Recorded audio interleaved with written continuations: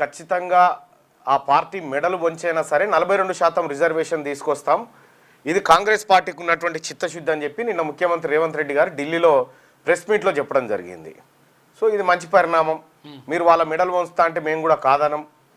మీరు వాళ్ళ మెడలు వంచురి, మెడలు నరుకుర్రి, కానీ 42% రిజర్వేషన్ అనేది మాకు మీకున్నటువంటి బంధం.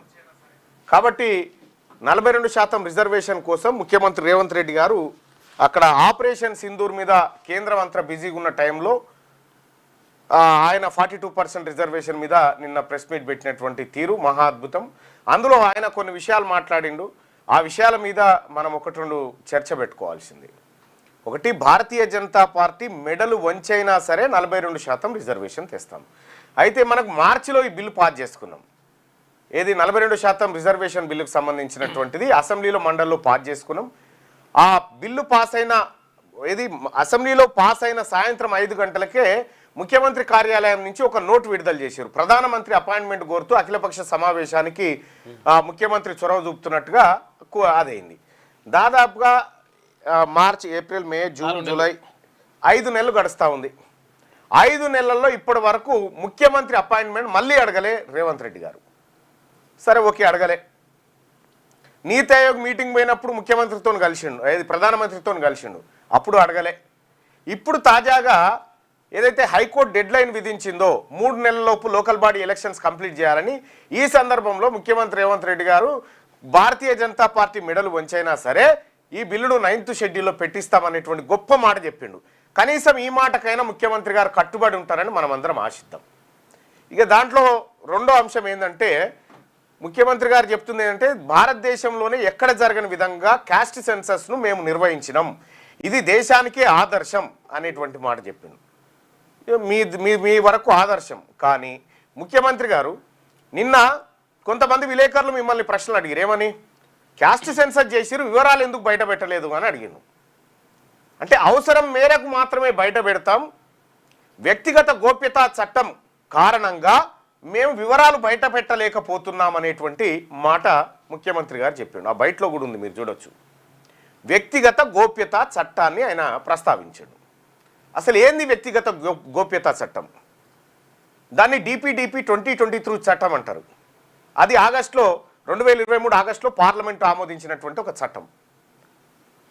ఆ చట్టంలో ఏం చెప్తారు? డిజిటల్ డేటా ప్రొటెక్షన్కి సంబంధించినటువంటి ఆ యాక్ట్. అది ఒక వ్యక్తిగత, ఆ పదంలోనే ఉంది, వ్యక్తిగత గోప్యత. అంటే ఒక వ్యక్తికి సంబంధించినటువంటి సమాచారాన్ని గోప్యంగా భద్రపరచడం అనేది ఆ చట్టం యొక్క ఉద్దేశం. సమూహాంది కాదు, గుంపుది కాదు. అట్లా అనుకుంటే మనకు 2011లో క్యాస్ట్ సెన్సస్ నిర్వహించారు. ఆ క్యాస్ట్ సెన్సస్లో ఏ గ్రామంలో ఎంతమంది జనాభా ఉన్నారు అనేది క్లియర్గా అందులో మెన్షన్ చేశారు. ముఖ్యమంత్రి గారు చెప్పేది ఏంటంటే, బీసీల లెక్క కనుక చెప్తే, బీసీల లెక్క బయటికి వస్తే ప్రజల్లో ఘర్షణ వాతావరణం నెలకొంటుంది, ప్రజలందరూ భయాందోళనకు గురవుతారు, ప్రజల మధ్య మనస్పర్ధలు వస్తాయి అనేటువంటి ఆలోచనతో చెప్తా ఉన్నారు.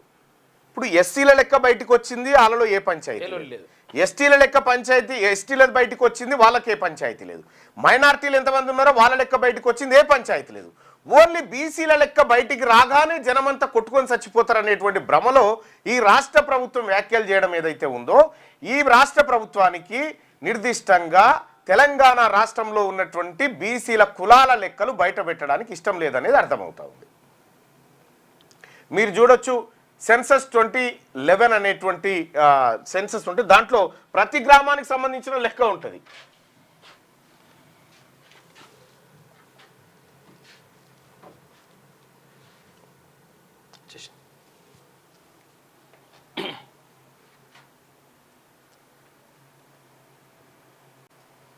దీంట్లో ఈ డాటా డౌన్లోడ్ చేసుకోవచ్చు. ఏ గ్రామంలో ఎంతమంది ఉన్నారు, హౌస్ హోల్డ్స్ ఇంత ఉన్నాయి, పాపులేషన్ ఇంత ఉంది, టోటల్ మేల్స్ ఇంత, ఫీమేల్స్ ఇంత.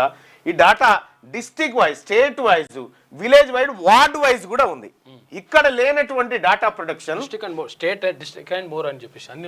ఇక్కడ లేనటువంటి డాటా ప్రొటెక్షన్ యాక్ట్ కేవలం బీసీలది డాటా.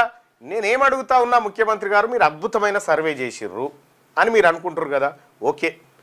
సర్వేలో ఏ క్యాస్ట్ వాళ్ళు ఎంతమంది ఉన్నారు ఈ తెలంగాణ రాష్ట్రంలో, ఈ లెక్క చెప్పడానికి నీకు డాటా ప్రొటెక్షన్ యాక్ట్ ఏమన్నా అడ్డొస్తా ఉందా?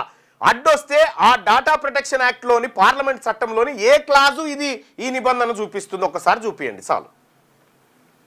ఏ క్లాజు అడ్డు రావడం లేదు. ఒక వ్యక్తికి సంబంధించినటువంటి అంశము, ఒకే వ్యక్తికి సంబంధించిన అంశం విషయంలో మాత్రమే అది ప్రొటెక్ట్ చేస్తుంది. సమూహంగా ఉన్నటువంటి వాళ్ళ విషయంలో ప్రొటెక్ట్ చేయదు, అది వర్తించదు. క్లియర్గా చట్టం చెప్తున్నటువంటి మాట ఇది. ముఖ్యమంత్రి గారు అవగాహన రాహిత్యంతో ప్రజల్ని ఏమార్చాలని చెప్తున్నటువంటి విషయంగా దీన్ని పరిగణించాల్సి ఉంటుంది. ఇప్పటికైనా ఇవన్నీ బంద్ చేసి ఇప్పుడు మీరు చేయరు. రేపొద్దున 2026లో నేషనల్ వైడ్ క్యాస్ట్ సెన్సస్ జరుగుతూ ఉంది. అప్పుడైతే బయటకు వస్తుంది కదా ఆటోమేటిక్ అన్ని లెక్కలు. అప్పుడు ఏ గ్రామంలో ఏ కులం వాళ్ళు ఎంతమంది ఉన్నారనేటువంటి లెక్క బయటకు వస్తుంది కదా. మరి ఆ లెక్క బయటకు వచ్చిన తర్వాత ఇప్పుడు నీ లెక్క ఏం చేసుకుంటావు? అప్పుడు ఏదో ఇంకో ఇవాళ రేపు ఇవాళ 2025, 26, 27 మార్చి 30 కల్లా డాటా మొత్తం పబ్లిక్ డొమైన్లోకి వస్తుంది భారతదేశ వ్యాప్తంగా. అప్పటికి మీరే ముఖ్యమంత్రి ఉంటారు కదా, మరి అప్పుడు తల దించుకోవాల్సి వస్తుంది కదా. ఆ పరిస్థితి ముందే ఎందుకు, ఇప్పుడే బయట పెట్టవచ్చు కదా మీరు చేసినటువంటి డాటా. అంటే మీరు చేసే డాటా వాళ్ళతో పోల్చబడదు. ఎందుకనంటే మీరు చేసినటువంటి క్యాస్ట్ సెన్సస్లో తెలంగాణ జనాభా 3,74,00,000 మంది ఉన్నారన్నట్టుగా చూపించారు. కానీ ఇదే రాష్ట్ర ప్రభుత్వం అసెంబ్లీలో టేబుల్ మీద పెట్టినటువంటి బిల్లులో తెలంగాణ సోషో ఎకనామిక్ అవుట్లుక్ 2025-26 బుక్లో తెలంగాణ జనాభా 4,21,00,000 మంది ఉన్నట్టుగా రాష్ట్ర ప్రభుత్వమే చెప్పింది. అంటే 50 లక్షల మంది జనాభా మీ సెన్సస్ రిపోర్ట్లో మిస్ అయింది. నేను అడిగింది అదే.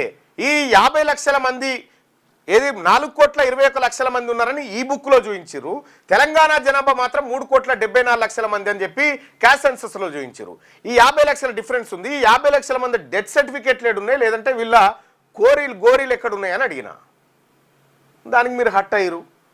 ఒక రాష్ట్ర ప్రభుత్వమే 2 విధాల డాటా ఇచ్చినప్పుడు సహజంగానే మాలాంటి సభ్యులు ప్రశ్నిస్తారు. మీరు ఆ డాటాను దాచిపెట్టడానికి తప్పు మీద తప్పు చేసి ఇప్పుడు 42% రిజర్వేషన్ పక్కనే కదా తెస్తారు కదా మీరు. చూద్దాం, ఒకవేళ మీరు తెచ్చే ప్రయత్నంలో మేము కూడా మద్దతు చేస్తాం. రైట్గా ఈనాడు దినపత్రికలో ఉన్నటువంటి ప్రధానమైనటువంటి వార్తలు చూద్దాం.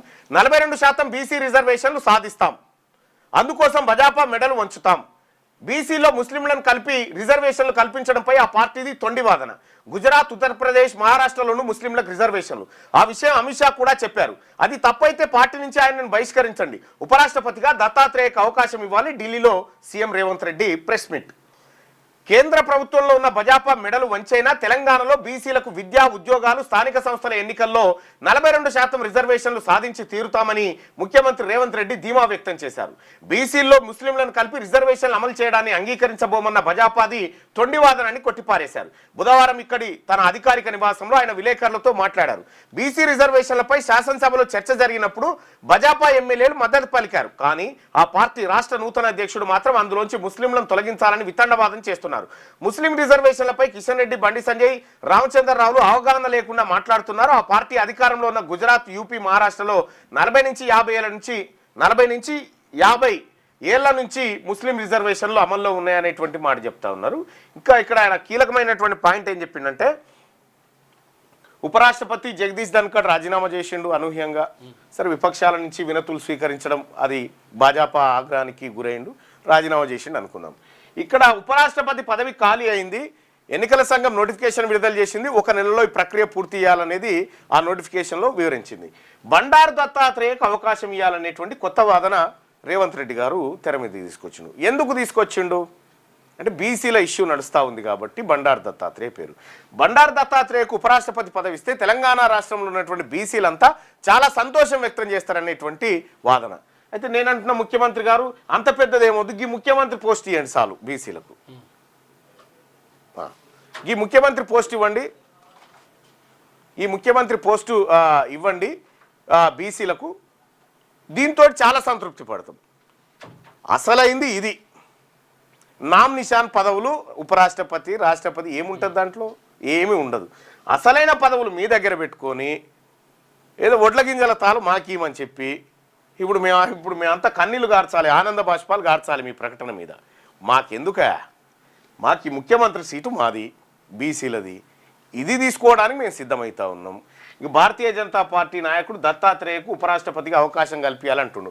ఒక పని చేయండి, దత్తాత్రేయకు ఉపరాష్ట్రపతిగా అవకాశం కల్పిస్తే ఇండియా కూటమి పక్షాలతో మద్దతు ఇప్పించే బాధ్యత నీదేనా? ఫస్ట్ సంతకాలు పెట్టి ఓ పని చేయి. ఈ ఇండియా కూటమి పక్షాల దగ్గర 243 మంది ఎంపీలు ఉన్నారు. 230 నుంచి 40 మధ్యలో ఉన్నారు, ఒకరిద్దరు రిటార్ట్ అయి ఉంటారు. వీళ్ళ దగ్గర సంతకాలు పెట్టించి ఒకసారి ప్రధానమంత్రికి ఇవ్వండి. ఏమని, అయ్యా బండారు దత్తాత్రేయ గారు ఉపరాష్ట్రపతిగా ఉండడం మేము ఇండియా కూటమి పక్షాల నుంచి కూడా స్వాగతిస్తున్నామని వీళ్ళ దగ్గర సంతకాలు పెట్టించి రాహుల్ గాంధీ గారితో ఒక ప్రకటన చేయించు బండారు దత్తాత్రేయకి ఇవ్వమని. ఇది మా పబ్లిక్ సేవలో పూలు పెట్టడానికి చేసే ప్రకటన కాకపోతే ఇది వాస్తవం ఉందా ఏమన్నా? ఎవరినో ఒకరిని అడ్డు పెట్టుకొని బీసీ రిజర్వేషన్లను బజాపా అడ్డుకోవాలనుకుంటే తెలంగాణ ప్రజలు ఆ పార్టీని రాష్ట్రంలో తుడిచిపెట్టేస్తారు. ఆ పరిస్థితి రాకుండా తెలంగాణ చేసిన 42% బీసీ రిజర్వేషన్ బిల్లుకు అండగా నిలుస్తున్నామని ప్రకటించి బీసీల పట్ల అభిమానాన్ని నిరూపించుకోవాల్సిన అవసరం భాజపాకు ఉందని చెప్తా ఉన్నాడు. దొంగది కాదు దొడ్లకు రాదన్నట్టుగా ఫస్ట్ దొంగతనం చేసిందే మనం. బీసీల డాటా దాచిపెట్టి బీసీలకు సంబంధించినటువంటి లెక్కలు తారుమారు చేసినటువంటి మనం బీసీల అభిమానాన్ని మీరు ఏ పార్టీ అభిమానాన్ని సూరుగన్నారు? బీసీలది. తెలంగాణ రాష్ట్ర ప్రజలు, మరి ముఖ్యంగా ఈ దేశంలో ఉన్నటువంటి బీసీలు, బాబాసాహెబ్ అంబేద్కర్ కాన్స్టిట్యూషన్ ఆఫ్ ఇండియాలో ఎస్సీ ఎస్టీలకు రిజర్వేషన్ అంశాన్ని కల్పించిండు. బీసీల రిజర్వేషన్ అంశం తర్వాత వచ్చేసి రాష్ట్రాల పరిధిలో వదిలిపెట్టారు. ఎన్నడన్నా కాంగ్రెస్ పార్టీ బీసీలకు రిజర్వేషన్ ఇచ్చిందా? రేవంత్ రెడ్డి గారు, ఈ చర్చకు నేను సిద్ధంగా ఉన్నా. నీకు జనతా ప్రభుత్వం వచ్చినప్పుడు బీపీ మండల్ కమిషన్ వేస్తే, విపి సింగ్ సర్కార్ వచ్చినప్పుడు ఆ మండల్ కమిషన్ రిపోర్ట్ను ఇంప్లిమెంట్ చేస్తే వచ్చింది. కాంగ్రెస్ పార్టీ దేశంలో బీసీలకు ఇచ్చిన రాజకీయం ఏమీ లేదు, రిజర్వేషన్ లేదు. ఆ 27% reservation BP mandal VP Singh పుణ్యాన్ని వచ్చింది. వచ్చినటువంటి 27ను ఎన్టీ రామారావు గారు ముఖ్యమంత్రిగా ఉన్నప్పుడు 45% రిజర్వేషన్ బీసీలకు ఇవ్వాలనేటువంటి ప్రతిపాదన పెట్టినప్పుడు కాంగ్రెస్ పార్టీ నాయకులు కోర్టుకు పోయి దాన్ని అడ్డుకున్నారు. ఇది నా మాట కాదు. ద డెక్కన్ పాలిటిక్స్ అనేటువంటి బుక్లో దేవులపల్లి అమర్ గారు రాసినటువంటి పుస్తకంలో ఉన్నటువంటి మాట. ఇక్కడ కాంగ్రెస్ పార్టీకి ఉన్నటువంటి హిస్టరీ ఇది రిజర్వేషన్ల విషయంలో. ఇక్కడ మీరు ఏదో బీసీ ప్రజల అభిమానాన్ని అంతా చురగొన్నట్టు, ఓన్లీ భారతీయ జనతా పార్టీకే అభిమానం లేనట్టుగా ముఖ్యమంత్రి గారు ఒకసారి ఆలోచించుకోవాలా. అసెంబ్లీ ఎన్నికలు అయిన తర్వాత 2023 డిసెంబర్ 3 తారీఖు నాడు అసెంబ్లీ ఎన్నికలు అయిన తర్వాత, అసెంబ్లీ ఫలితాలు వచ్చిన తర్వాత పార్లమెంట్ ఎన్నికలు కరెక్ట్గా 6 నెలల తర్వాత జరిగినాయి. పార్లమెంట్ ఎన్నికలకు వచ్చేసరికి బీజేపీ ఎంపీలు 4/8 మంది అయ్యారు. కాంగ్రెస్ పార్టీ అధికారంలో ఉండి 8 స్థానాలు కోల్పోయింది. అంటే ప్రజలు భారతీయ జనతా పార్టీ అభిమానాన్ని చూరగొన్నారా, మనం చూరగొన్నామో ఈ లెక్కలు తెలిసిపోతా ఉన్నాయి.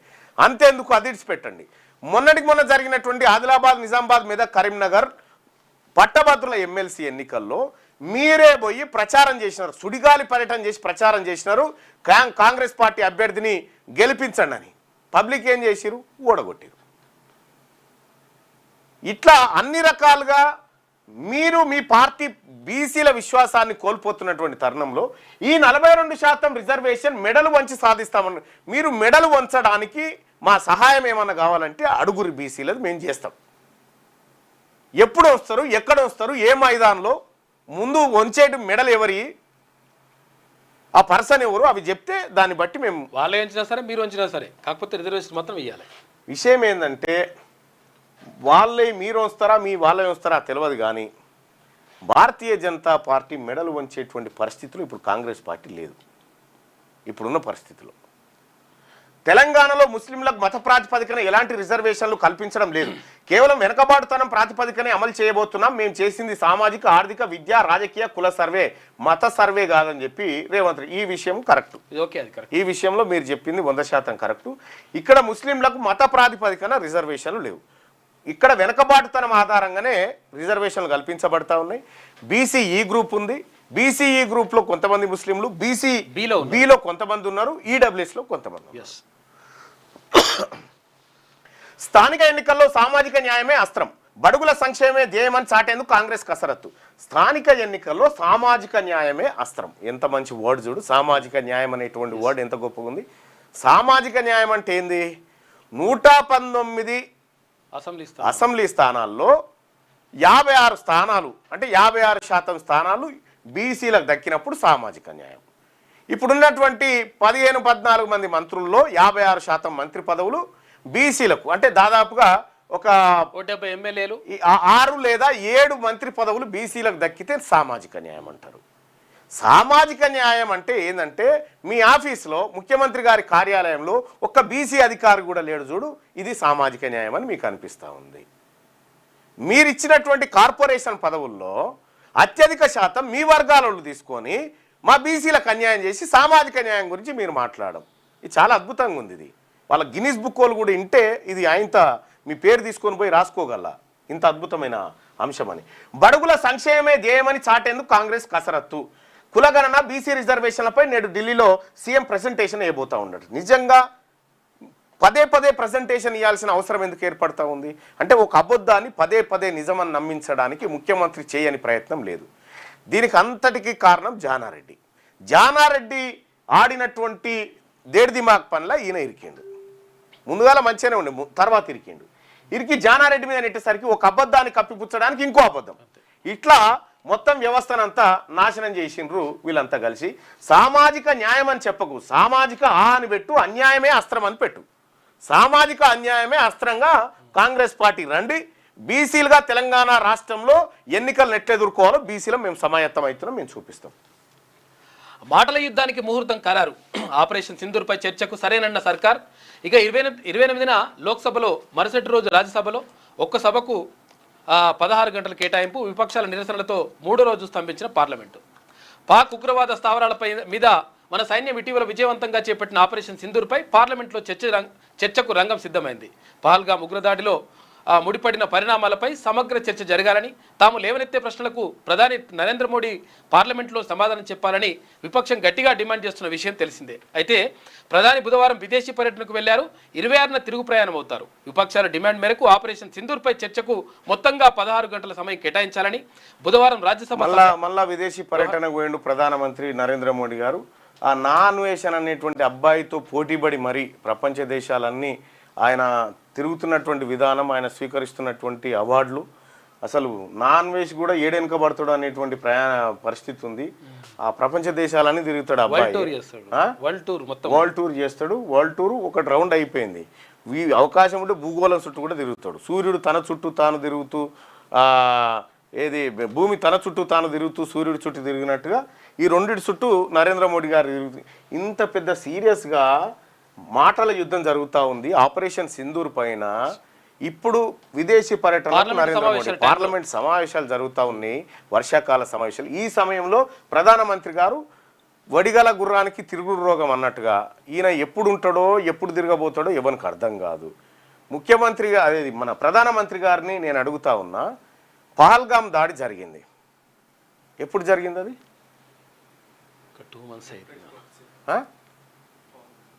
పహల్గామ్ దాడి జరిగింది, కొన్ని నెలలు గడుస్తూ ఉంది. పహల్గామ్ దాడిలో 4 ఉగ్రవాదులు పాల్గొన్నారు. 26 మందిని విచక్షణారహితంగా కాల్చి చంపారు. పహల్గామ్ ఎక్కడ ఉంది? జమ్మూ కాశ్మీర్లో ఉంది. ఆ పహల్గామ్ నుంచి పాకిస్తాన్ వారిపోవాలంటే ఒక 600-700 కిలోమీటర్లు పోవాలి. ఇటు బంగ్లాదేశ్ పోలేరు, అటు చైనా పోలేరు, నేపాల్, కాశ్మీర్ కొండలు అంతకంటే ఎక్కలేరు. కాల్చిన ఉగ్రవాదులు ఆ పహల్గామ్ దగ్గరికి కనీసం సైకిల్ బాట కూడా లేదు. పోతే గుర్రపు బండి మీద పోవాలి, గుర్రాల మీద పోవాలి, పోతే తప్ప పహల్గామ్ చేయలేరు. అటువంటి ప్లేస్లోకి 4 ఉగ్రవాదులు వచ్చి పర్యాటకులను చంపి వాళ్ళు గుర్రాల మీద కూడా పోలేనటువంటి పరిస్థితుల్లో నడుచుకుంటూ పోగలిగితే ఎంత దూరం పోగలుగుతారు? మా అయితే 5 కిలోమీటర్లు ఆ కొండలెక్కి పోగలుగుతారు. ఈ 5 కిలోమీటర్ల రేడియేషన్లో మన ఆర్మీకి ఆ 4 దొరకలే. ఇప్పటిదాకా 4 ఉగ్రవాదులు దొరకలే. వాళ్ళు ఏడున్నారో తెలియదు, వాళ్ళు ఎక్కడున్నారని చెప్పి ఇప్పుడు ఇండియా కూటమి పక్షాల ఖర్గే గారి వాదన. అదే అంశం మీద ఖర్గే గారికి ఎక్కువ సమయం కేటాయించిండు జగదీష్ ధన్ఖడ్ అని చెప్పి ఆయనని ఉపరాష్ట్ర పదవి నుంచి దిగిపోమ్మని భాజపా ఆదేశించినట్టుగా తెలుస్తూ ఉంది. ఈ ఆపరేషన్ సింధూర్ విషయంలో డొనాల్డ్ ట్రంప్ పదే పదే ప్రకటన చేస్తాడు. ఏమని? నేనే పాక్ భారత్ యుద్ధాన్ని ఆపినా అని చెప్తాడు. విచిత్రం ఏంటంటే భారత్ పాక్ ఈ 2 పక్షాల నుంచి యుద్ధ విరమణ ప్రకటన రాక అంటే ముందే 3 గంటల ముందు డొనాల్డ్ ట్రంప్ ప్రకటన చేసిండు. మేము అంగీకరించినాం, చర్చలు సఫలమైపోయినాయి, నేనే బెదిరించిన, మీరిద్దరు కొట్లాడితే తలా ఒకటి చెంప మీదకేని కొడతా, మంచిగా ఆడుకోవాలి మీరిద్దరు అని చెప్పి నేనే చెప్పిన అన్నట్టుగా ఆయన ట్వీట్ చేసిండు. అంటే భారతదేశ సార్వభౌమాధికారాలన్నీ ట్రంప్ గారి చేతిలోకి పోయినాయా? ఈ దేశం ఎలా ఉండాలనేది ఈ దేశ ప్రభుత్వం నిర్ణయం తీసుకోవాలి, ట్రంప్ ఎట్లా తీసుకుంటాడు అనేది విపక్షాలు చేస్తున్నటువంటి ఆరోపణ. వీటన్నిటికీ సమాధానం చెప్పాల్సినటువంటి సమయంలో ప్రధానమంత్రి గారు విదేశీ పర్యటనకు పోయిండు. 26 తారీఖు వస్తాడు. నీకు చర్చ ఏం పెట్టిరు ఇక్కడ? చర్చ ఎప్పుడు అని పెట్టిరు చూడండి. 28న లోక్సభలో, మరుసటి రోజు రాజ్యసభలో ఒక్కో సభకు 16 గంటల కేటాయింపు, విపక్షాల నిరసనతో 3వ రోజు స్తంభించిన పార్లమెంటు. ఈ 16 గంటల చర్చలో విపక్షాలకు ఎన్ని గంటలు ఇస్తారు? ఇది కీలకమైన. ఈ 16 గంటలలో 15 గంటలు అధికార పార్టీ మాట్లాడి 1 గంట సేపు కాంగ్రెస్ ఈ విపక్షాలకు ఇస్తే ఏమైనా లాభం ఉంటుందా? కాబట్టి ఈ చర్చ అర్థవంతంగా జరగాలి. ఆ 4 ఉగ్రవాదులు ఎక్కడ? వాళ్ళ ఈ స్కెచెస్ కూడా బయటికి వేసారు అప్పట్లో. లోక్సభ బీఏసీ సోమవారం ఈ నిర్ణయం తీసుకుంది. ఈ నెల 28న దిగువ సభలో, మరుసటి రోజు ఎగువ సభలో చర్చ ప్రారంభం కానుంది. చర్చకు మోడీ సమాధానం ఇస్తారా లేదా అనేది ఇంకా తేలకపోయినా ఉగ్రవాదంపై భారత్ వైఖరిని విదేశాలకు మరోసారి స్పష్టం చేసేలా ఆయన మాట్లాడే అవకాశం ఉందని భాజపా సీనియర్ నేత ఒకరు వెల్లడించారు. చర్చ సమయంలో మోడీ పార్లమెంట్లో ఉండాలని తాము బీఏసీ సమావేశంలో డిమాండ్ చేశామని, ప్రభుత్వం దానికి భరోసా ఇచ్చిందని రాజ్యసభలో కాంగ్రెస్ పక్ష ఉపనాయకుడు ప్రమోద్ తివారీ విలేకరులకు తెలిపారు. పహల్గాంపై మొట్టమొదటిసారిగా పార్లమెంట్లో చర్చ జరగబోతా ఉంది. ఇక్కడ ఇంత సీరియస్ అంశం, ఈ దేశాన్ని కుదిపేస్తున్నటువంటి అంశం ఇక్కడ జరుగుతూ ఉంటే సారేమో ఇక్కడ మెడలు వంచుతా అని చెప్పని అంటున్నాను. వాళ్ళేమో ఇప్పుడు బీజేపీ మెడలు వంచే పనిలో సింధూరు, ఆపరేషన్ సింధూరు కాడ వాళ్ళు ఉన్నారు. అంటే పెద్ద సౌండ్ కాడ మన సౌండ్ చేసినా పెద్దగా ఎవరికి వినిపించకూడదు అన్నట్టు. డీజే కాడికి పోయి ఎవరన్నా సుదర్శన్ బాగున్నావా అంటే వినబడదు. సేమ్ ఇదే కథ అన్నట్టు ఇప్పుడు ఇది కూడా. నింగిలో బంగారం పేరు పూనం దేవరాఖ్యాని ఒకసారి విమానం ఎక్కడమే గగనం అనుకునే మధ్యతరగతి కుటుంబ నేపథ్యం. అలాగని ఆమె నిరాశ చెందలేదు. ఆశయమే రెక్కలు కట్టుకొని రివ్యూన ఎగిరారు. ఏకంగా 7000 గంటలు విమానం నడపడంతో పాటు ఏవియేషన్ రంగంలో అనేక విజయాలు సాధించారు. గోల్డెన్ గర్ల్ అవార్డులు అందుకున్నట వసుంధరో ఆమెకు సంబంధించినటువంటి పూర్తి స్థాయి వివరాలు. హర్షవర్ధన్ జైన్ వీడు మామూలుడు కాదు. నకిలీ అధికారులు, కార్యాలయాలు, టోల్ గేట్లు, పోలీస్ స్టేషన్లు చూశాం. ఉత్తరప్రదేశ్లో ఏకంగా ఓ నకిలీ రాయబార కార్యాలయాన్ని సృష్టించాడు. హర్షవర్ధన్ జైన్ అనే కేటుగాడు విదేశాల్లో ఉద్యోగాలు ఇప్పిస్తానని అమాయకులను నమ్మించి ఎందరినో బురిడి కొట్టించాడు. ఆ వివరాలన్నీ 11వ పేజీలో ఉన్నాయి, దాన్ని చూడండి ఒకసారి. విశ్రామ్ బాపట్ పనిలో మునగాలని, ప్రభుత్వ ఉద్యోగం చేసి పదవి విరమణ పొందితే అమ్మయ్య అనుకుంటారు, శేష జీవితం హాయిగా గడపాలని కలలు కంటారు. మహారాష్ట్రలోని అమరావతి జిల్లాలకు చెందిన విశ్రామ్ బాపట్ చాలా మంది చిన్న ఉద్యోగులు, ఎస్ఐ, కానిస్టేబుల్, ఆ స్థాయి సిఐఓ, వీళ్ళు ఏమేమో విశ్రాంతి రిటైర్ అయిపోయిన తర్వాత అమ్మయ్య బెనిఫిట్స్ వస్తే భార్య పిల్లలు ఎన్ని పడ్డ కష్టం జాలరా ఇంటికాడ ఉందామని అనుకుంటారు. కానీ చాలామంది ఉన్నతాధికారులు చూడరు. ఇప్పుడు స్త్రీనిధిలో ఉన్నాడు విద్యాసాగర్ రెడ్డి. ఆయన రిటైర్ అయి 10 ఏళ్ళు అయిండు. మంచిగా ఇట్లా నడుస్తున్నాడు. ఆయన ఒకడు భుజం పట్టుకుంటే తప్ప మెట్లెక్కలేని పరిస్థితి. అటువంటి వృద్ధులు ఎంతో మంది ఇప్పుడు జమ అయ్యారు. మళ్ళా కేంద్ర రాష్ట్ర ప్రభుత్వం వాళ్ళని ఇంకా నయ్యం స్ట్రెచర్ మీద కూడా తీసుకొచ్చి పెడతారు. స్ట్రెచర్ మీద తీసుకొచ్చి అనామతం ఆడ కూర్చుని పెట్టి నామకే నిశాలు నడిపిస్తారు అన్నట్టు. దొరికిన మురళీధర్ కూడా అదే రిటైర్ అయిన వ్యక్తులు. ప్రభాకర్ రావు రిటైర్ అయిన ఓఎస్డిఏ. వీళ్ళందరినీ మన వృద్ధ జంబూకాలను మేపినట్టు మేపింది గత ప్రభుత్వం. వీళ్ళేమో కొనసాగిస్తా ఉన్నారు గంతే. అయితే ఆయన మునగాకు సంబంధించి తోట పెట్టిండట. దాంతో బాగా ప్రిన్సిపల్గా రిటైర్ అయిన తర్వాత స్వగ్రామంలో మునగాకు సాగు ప్రారంభించి దానికో బ్రాండే సృష్టించారట. ఆయన విజయ పరంపర ఇది. ఆకాశంలో పక్షి, నీళ్ళలో చేప, డ్రోన్లు లోపల కూడా వాటర్లో కూడా వెళ్తాయంట. మహాలక్ష్మితో ఆర్టీసీ బలోపేతం. రాష్ట్రంలో 20,000 కోట్లతో రోడ్ల మరమ్మతులకు ప్రణాళిక. ఉప ముఖ్యమంత్రి బట్టి విక్రమార్క వెల్లడి. ఎంజీబీఎస్ లో ఘనంగా మహిళల 200 కోట్ల ప్రయాణ వేడుకలు నిర్వహించిరట.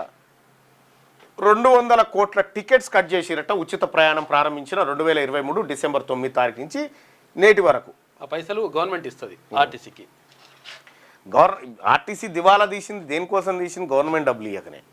ఇప్పుడు ఇస్తున్నారా లేదా తెలియదు కానీ స్టూడెంట్ బస్ పాస్లని, తర్వాత వికలాంగుల పాసులని, అనేక రాయితీల పాసులని ప్రభుత్వం ఇస్తుంది, ఆర్టీసీకి పైసలు ఇయ్యది.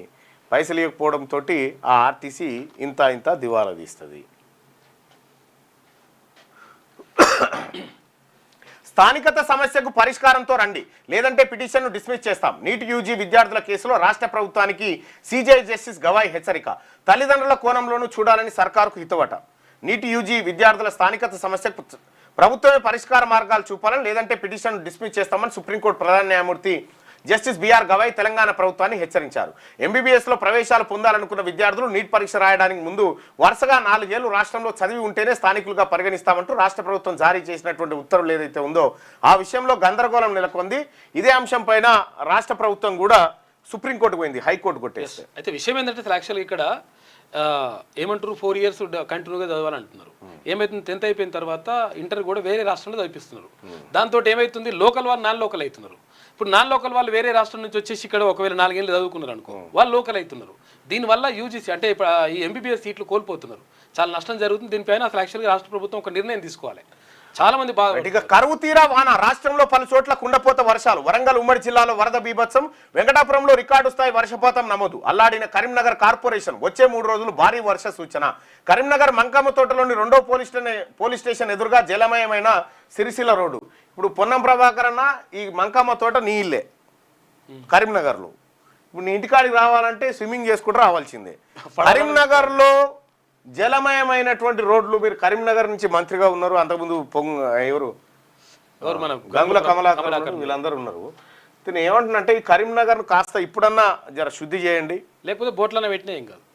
బోట్లు పెడితే పోవచ్చు. మంకమ్మ తోట కానీ వాళ్ళ ఇల్లు అన్నట్టు, వాళ్ళ బాయి కూడా. కరువు తీరా వాన. రాష్ట్రంలోని పలు చోట్ల కుండపోత వర్షాలు. రాష్ట్ర వ్యాప్తంగా బుధవారం తెల్లవారుజాము నుంచి రాత్రి వరకు ఎడతెరిపి లేకుండా వర్షాలు కురిశాయి. వరంగల్, కరీంనగర్, ఖమ్మం, మెదక్, నల్గొండ, రంగారెడ్డి ఉమ్మడి జిల్లాల పరిధిలో భారీ వర్షాలు పడ్డాయి. రాజధాని హైదరాబాద్లోనూ రోజంతా వాన పడుతూనే ఉంది. జంట జలాశయాల్లోకి మూసీ ఈసీ నదుల నుంచి నీరు భారీగా చేరుతుంది. వివిధ జిల్లాల్లో వాగులు వంకలు పొంగిపొర్లుతుండడంతో పలు చోట్ల రోడ్లు తెగిపోయాయి. వరి పొలాలు నీట మునిగాయి. ములుగు జిల్లా వెంకటాపురంలో మంగళవారం రాత్రి నుంచి బుధవారం రాత్రి వరకు ఏకంగా 46.9 సెంటీమీటర్ల వర్షపాతం నమోదైంది. బుధవారం ఆసిఫాబాద్ జిల్లా బెజ్జూరులో 23.4 సెంటీమీటర్లు, హనుమకొండ జిల్లా భీమదేవరపల్లిలో 14.4, మనుగూరులో 12.8, సూర్యాపేట జిల్లా మామిళ్ళగూడెంలో 11.5, భూపాలపల్లి టేకుమట్లలో 10.2, యాదాద్రి భువనగిరి జిల్లా కరగూడెంలో 10.1 సెంటీమీటర్ల వర్షపాతం నమోదైంది. ఇక్కడ ఏది మన ఇది ఉంది కదా ములుగు దగ్గర ఏది హనుమకొండ జిల్లా భీమదేవరపల్లి కాదు, ఇగో వెంకటాపురం జిల్లా, ములుగు జిల్లా వెంకటాపురం ఉంది కదా, వెంకటాపురం ఈ పరిసర ప్రాంతాలన్నీ కూడా గోదావరి పరివాహక ప్రాంతాలు. గోదావరి పరివాహక ప్రాంతంలో వెంకటాపురంలో ఎప్పుడు కూడా వర్షాలు పడుతుంటే గతంలో కూడా 2 సంవత్సరాల క్రితం కూడా విపరీతమైనటువంటి వర్షాలు పడ్డాయి. విపరీతమైన వర్షాలు పడి ప్రజల గూడాలన్నీ మునిగిపోయినటువంటి పరిస్థితి. ఆ రోజు కూడా నా కూతురి బర్త్డే ఉండే ఇదే జూలై మాసంలో ఉంటే ఆ రోజు 2 ట్రక్కుల నిండా సరుకులు పంపించి అక్కడి ప్రజల్ని ఆదుకోవడానికి మా వంతు ప్రయత్నం చేయడం జరిగింది. పినపాక నియోజకవర్గం, అక్కడ భద్రాద్రి కొత్తగూడెం జిల్లా, తర్వాత భద్రాచలం కూడా పోయినాం. భద్రాచలం కూడా అక్కడ పంపించడం జరిగింది. అయితే మేము ప్రారంభించిన తర్వాత అక్కడ ఉన్నటువంటి నాయకులను జనం తిట్టిరు. ఎందుకంటే ఎక్కడి నుంచో వచ్చి ఇక్కడ పంచుతా ఉంటే మీరేం చేస్తారంటే ఆ తర్వాత వాళ్ళు కూడా చేసిరు. సో ప్రెసెంట్ ఇప్పుడు ఆలేరు నియోజకవర్గంలో ఉన్నటువంటి ప్రభుత్వ పాఠశాలలో చదివే 1 నుంచి 10వ తరగతి విద్యార్థులకు విద్యార్థినులకు బాటా షూస్ పంపిణీ కార్యక్రమం నిన్న ప్రారంభించడం జరిగింది. ఇవాళ బొమ్మల రామారం అలాగే మూటకొండూరు మండలాల్లో పంపిణీ కార్యక్రమం ఉంది. మొదటి విడతగా 4 మండలాలు, రెండో విడతగా మరో 4 మండలాలని ఎంపిక చేసుకోవడం జరిగింది. కాగితాల్లోనే కడుతున్నారట. కల్వట్ల నిర్మాణంలో తీవ్ర జాప్యం. అంచనాలు రూపొందించిన టెండర్ దశలోనే పనులు. ఇక ప్రమాదాలపై దృష్టి సారించని ఆర్ఎండ్బి శాఖ. ఆర్ఎండ్బి శాఖ అది మనందరికీ తెలుసు. ఆర్ఎండ్బి రోడ్స్ అండ్ బిల్డింగ్ గౌరవనీయులు కోమటిరెడ్డి వెంకటరెడ్డి గారి సారథ్యంలో ఉంటుంది. ఆయన దగ్గరికి మీరు ఏ పని కన్నా పోరు, కాదు అంటే ఒట్టు కాదు లేదు ఉండదు ఆయన దగ్గర. అది అయిపోయింది ఆల్రెడీ, నా దృష్టికి వచ్చింది, మొన్ననే సంతకం పెట్టిన రావులా అంటాడు. రాష్ట్రంలో పలు చోట్ల రోడ్లు భవనాల శాఖ పరిధిలో రహదారుల వద్ద ఉన్న కల్వర్ట్లు ప్రమాదకరంగా మారాయి. కొన్ని శిథిలావస్థకు చేరాయి. గత వర్షాకాలంలో దెబ్బతిన్న 77 కల్వర్ట్లకు మరమ్మతులు చేపట్టాలని అధికారులు పరిశీలనకు తేలింది. వీటిలో 58 కల్వర్ట్లు 70% పైగా 18 ఏమో 30 నుంచి 70% మధ్య దెబ్బతిన్నాయని చెప్పి ఆర్ఎండ్బి అధికారులు గుర్తించారు. పునరుద్ధరణకు 97.47 కోట్ల రూపాయలు అవసరమని చెప్పి అంచనాలు వేసారు. అయితే నేను మండల్లో మాట్లాడినప్పుడు జనగామ జిల్లా చిటకోడూరు బ్రిడ్జికి సంబంధించినటువంటి అంశాన్ని అక్కడనే సభలో ఉన్నటువంటి కోమటిరెడ్డి వెంకటరెడ్డి గారిని అడిగిన ఈ చిటకోడూరు బ్రిడ్జ్ను త్వరగా టెండర్లు పిలిచి కంప్లీట్ చేయాలంటే అది అయిపోయింది ఎప్పుడు అన్నాడు. తీరా చూస్తే అది అయిపోవట్లేదు కదా, అసలు ఆ విషయం ఒకటి ఆయనకు తెలియదు అది. ఇంజనీరింగ్ తొలి విడతలో 59,980 మంది చేరిక, బీటెక్ సీట్లు పొందిన ఆసక్తి చూపని 17,581 మంది, మిగిలిన మొత్తం సీట్లు 23,074. ఈ 25 నుంచి ఎఫ్సెట్ రెండో విడత కౌన్సిలింగ్ మరో 5,000 సీట్ల వరకు పెరిగే అవకాశం ఉందట. ఇప్పుడు ఇంజనీరింగ్ సీట్లలో ఎగబడి పోయి సీట్లు కొనకూరి మస్తు మిగిలిపోతా ఉన్నాయి, కొనేటోడు లేడు. జైలు సూపరింటెండెంట్ ఏమంటాడు, మిథున్ రెడ్డికి జైల్లో ప్రత్యేక వసతులు అన్ని రకాలుగా మీ గదే తనకు సౌకర్యంగా ఉందని సూపరింటెండెంట్ ఆఫీసే ఇచ్చేసిరట, ఛాంబర్ ఇచ్చేసిరట అన్ని రకాలుగా మీకు. ఎంపీ కదా. వెలుగు దినపత్రికలో ఉన్నటువంటి వార్తలు చూద్దాం. జోరుగా వానలు, రాష్ట్ర వ్యాప్తంగా ఎడతెరిపి లేకుండా కురుస్తున్న వర్షాలు. ములుగులో 25.5 సెంటీమీటర్ల వర్షపాతం నమోదు. భూపాలపల్లి, భద్రాద్రి జిల్లాలోనూ దంచి కొట్టిన వాన. సూర్యాపేట, మంచిర్యాల, కరీంనగర్లో అతి భారీ వర్షాలు. హైదరాబాద్ సహా అన్ని సిటీల్లో రోజంతా ముసురు. రాష్ట్రమంతటా నేడు భారీ వానలు. ములుగు, భూపాలపల్లి జిల్లాలో అతి భారీ వర్షాలు. ఆరెంజ్ అలర్ట్ జారీ చేసిరు అధికారులు. భద్రాద్రి జిల్లా తలిపేరు ప్రాజెక్టు గేట్లు ఎత్తడంతో కిందికి ప్రవహిస్తున్న నీరు. రాష్ట్ర వ్యాప్తంగా ఎడతెరిపి లేకుండా కురుస్తున్న వర్షాలు. ఆస్ట్రేలియాలో మనోడిపై దాడి. ఇక ఆస్ట్రేలియాలో మన దేశానికి చెందిన వ్యక్తిపై దుండగులు దాడి దిగారు. అయితే కారులోంచి గుంజి కింద పడేసి దారుణంగా కొట్టారు. తీవ్ర గాయాలైన బాధితుడు ప్రస్తుతం ఆసుపత్రిలో చికిత్స పొందుతున్నాడు. జాతి వివక్షతతో దూషిస్తూ బూతులు తిడుతూ కొట్టారని చెప్పేసి బాధితుడు భార్య చెప్పింది. బీజేపీ మెడలు వంచైనా బీసీ రిజర్వేషన్లు. ఇక ఇప్పుడు ఇంత కాన్ఫిడెంట్గా చెప్పిన ముఖ్యమంత్రి గారు, బీసీ ప్రజలారా రిజర్వేషన్లు తీసుకొని వచ్చే బాధ్యత నాదే అని చెప్పేసిండు. 42% రిజర్వేషన్లు తీసుకొని వస్తా అని రేవంత్ రెడ్డి గారు మెడల్ వంచైనా తెస్తా అంటుండు. కాబట్టి మనం కొద్దిగా టెన్షన్ లేదుగా పెట్టుకోరి. బీసీ రిజర్వేషన్లు తీసుకొస్తా అంటుండు. బిల్లుల ఆమోదానికి రాహుల్ ఖర్గేతో కలిసి కేంద్రంపై ఒత్తిడి తెస్తాం, ఇండియా కూటమి నేతలను కలిసి మద్దతు కూడగడతామని సీఎం రేవంత్ రెడ్డి. ముఖ్యమంత్రి రేవంత్ రెడ్డి గారు, మీ ప్రయత్నం చాలా బాగుంది. ఇది తీసుకురావడం కోసం ఒకరిద్దరు మంత్రులు కూడా ఆత్మ బలిదానం చేయాల్సి వస్తే కానీ 42% అయితే రావాలి. ముస్లింల పేరుతో బీసీ రిజర్వేషన్లు అడ్డుకునేందుకు బీజేపీ కుట్ర. మతం కాదు, వెనకబాటుతనం ఆధారంగానే రాష్ట్రంలో రిజర్వేషన్లు. ముస్లిం రిజర్వేషన్లపై కిషన్ రెడ్డి, బండి సంజయ్కి అవగాహన లేదు. భావోద్వేగాలను రెచ్చగొట్టి ప్రజలను తప్పుదోవ పట్టించేందుకు యత్నం. గుజరాత్, మహారాష్ట్ర, ఉత్తరప్రదేశ్లో ఎప్పటి నుంచో ముస్లిం రిజర్వేషన్లు. దమ్ముంటే ఆ రాష్ట్రాల్లో ఎత్తివేయాలని బీజేపీ నేతలకు సవాల్. స్థానిక ఎన్నికల్లో 2 పిల్లల నిబంధన ఎత్తివేతపై పరిశీలిస్తున్నామని వెల్లడి. దత్తాత్రేయకు ఉపరాష్ట్రపతి పదవి ఇవ్వాలని ముఖ్యమంత్రి డిమాండ్. నిన్న సహజంగా ఆయన చిట్చాట్ చేస్తూ ఉంటాడు. చిట్చాట్ చేసేటువంటి కార్యక్రమాలు అంటే ఎప్పుడు కూడా ప్రెస్ మీట్లు తక్కువ, చిట్చాట్లు ఎక్కువ ఉంటాయి. చిట్చాట్లలో ఏదన్నా 1-2 ఉంటే సూచాగా చెప్పిపోతాడు. ప్రెస్ మీట్ పెట్టడం అర్థం ఏంటంటే ఏదైతే పని కాదో, ఏదైతే ఫెయిల్ కాబోతుందో దాని మీద ప్రెస్ మీట్ పెడతాడు అన్నట్టు. అవి అటవీ భూములు కావు, ప్రభుత్వ భూములే. కంచగచ్చిబౌలి ల్యాండ్స్ పై సుప్రీంకు మరోసారి స్పష్టం చేసిన రాష్ట్ర సర్కార్. ఇక ఫారెస్ట్ ల్యాండ్ అంటూ సిఈసి పేర్కొనడం కరెక్ట్ కాదు. ఇండస్ట్రియల్ పార్కుల్లో మొక్కలు నాటుతున్నట్లు వెల్లడి. ఈ 43 అంశాలతో 56 పేజీల అడిషనల్ అఫిడవిట్ దాఖలైంది. ఇక Cartosat, Google Earth imagery, centenary satellite చిత్రాలు అటాచ్. అడవిని కాపాడకుంటే అధికారులు జైలుకే. సుప్రీంకోర్టు అఫిడవిట్పై స్పందించేందుకు టైం కోరిన అమికస్ క్యూరీ. విచారణ వచ్చే నెల 13కు వాయిదా. ఏం చెప్తున్నారంటే ఇండస్ట్రియల్ పార్కులు మొక్కలు నాటుతున్నట్టుగా వెల్లడి. అది మేము ఆడ చెట్లు తొలగిస్తలేమయా, కంచగచ్చిబౌలిలో చెట్లు ఏది మొక్కలు నాటడం కోసం. మొక్కలు నాటడానికి పెద్ద పెద్ద వృక్షాలు అడ్డం ఉన్నాయి. వాటిని తీసేసి మేము చిన్న చిన్న మొక్కలు పెట్టి ఇండస్ట్రియల్ పార్కును డెవలప్ చేస్తూ ఉన్నాము అనేటువంటి మాట చెప్తాం.